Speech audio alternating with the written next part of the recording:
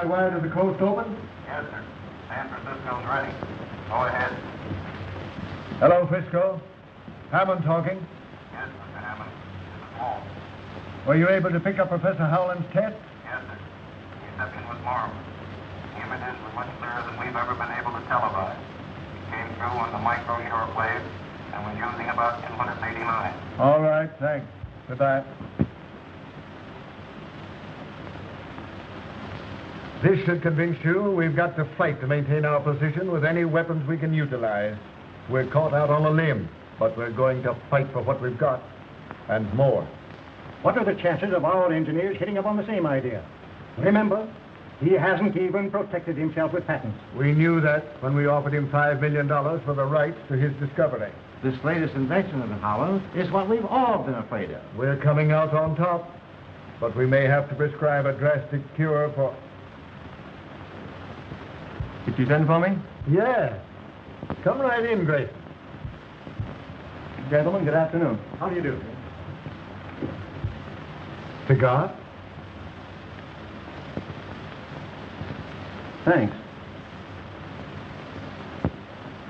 You realize it's possible for a man of experience with brains and ambition to go far in this business? Well, I've got the ambition. We've got to be ready for any eventuality. One jump ahead of the other. We picked you for a definite job. It's worth almost anything to this company that you make it worth. You can be valuable, a supremely valuable man. And valuable men receive their just rewards on earth, not in... Certainly. From now on, you become a sort of employee at large. Understand? Yes, perfectly. You're interested in getting... The less we know of the details of what you're doing, the better. We want results. 2 old-fashioned cocktail, darling, please. And 1 dry martini for Dr. Schofield. And be sure it's very, very dry. Hello, Schofield. Hello. Oh, I'm sorry I missed you yesterday. We docked last Saturday, but I had to run on to Washington for a few days.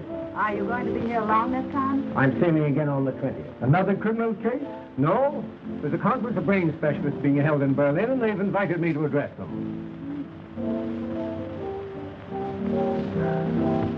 It's weird, the way you can diagnose a living brain. All the credit should go to men like Jim, who devote their time and money to develop the devices we use.